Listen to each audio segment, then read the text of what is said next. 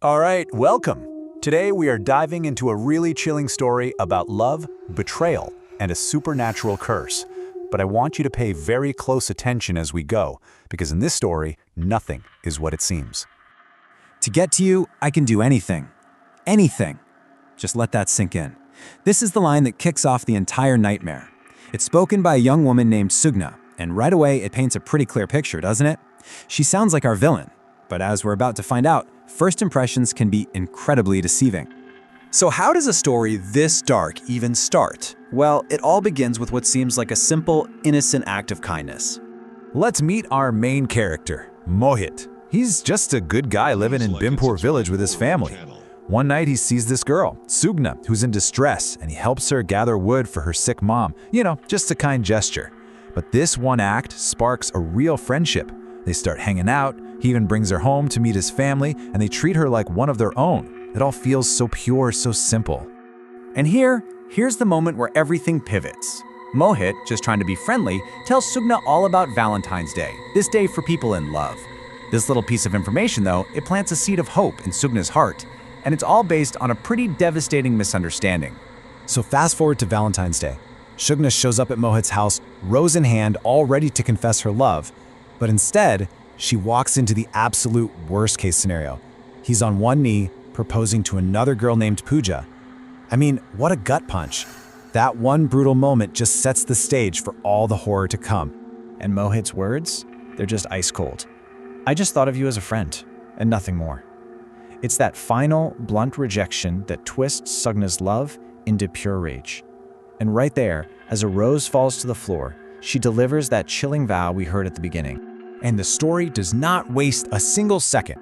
Right after Sugna makes her threat, a supernatural nightmare just descends on Mohit's family. The connection seems immediate and absolutely terrifying. The horror just ramps up with terrifying speed. Day 1, Mohit's father is literally dragged into the earth by demonic hands. The very next day, their dinner is swarming with thousands of bugs. And by day 3, his youngest sister is possessed by a horned demon. It is a relentless, brutal assault, and the family is completely helpless.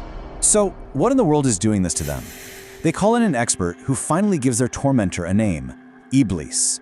He's described as the great devil, one of the most powerful demons there is, summoned for one purpose, to carry out this vengeful curse.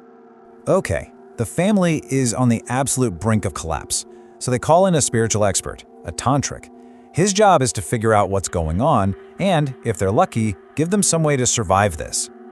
And the tantric's diagnosis is? Well, it's grim. He confirms it. They are definitely under a powerful curse, one enacted through doll magic, and yes, it has summoned IBLIS. But the worst part? The goal isn't just to scare them, it's to completely wipe out Mohit's entire family. At this point, all signs are pointing straight at Sugna. But there is a glimmer of hope. The tantric lays out a mission, a path to salvation. They have to find the curse doll that was used in the ritual.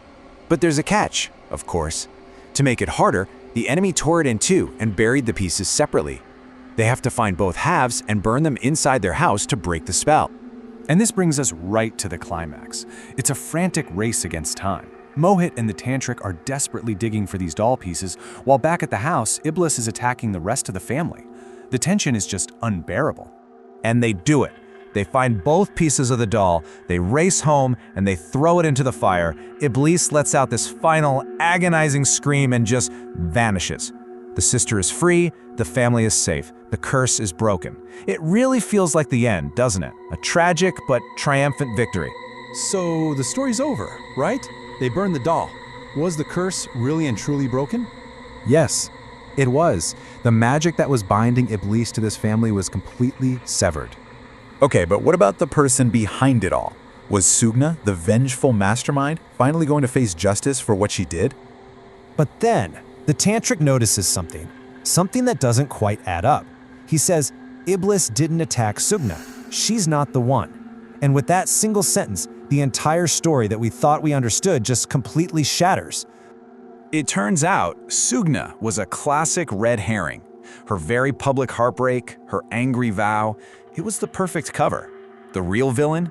It was Pooja, Mohit's sweet, loving fiancé. Her motive was actually pretty simple. She wanted Mohit all to herself, in the city. And when he wouldn't leave his family behind, she decided to get rid of them for him, permanently. So how on earth did we all get fooled so badly? Well, the story was smart. It put all of our emotional focus on Sugna's very public, very understandable heartbreak. Her threat was loud, it was clear, and it drew all of our attention.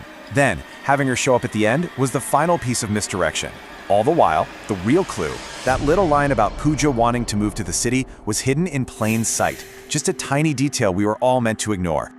And that's where the story leaves us, with this really dark, lingering question.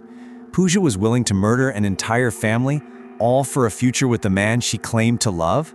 So, can a love that's forged in that much betrayal and black magic, can it ever truly be pure?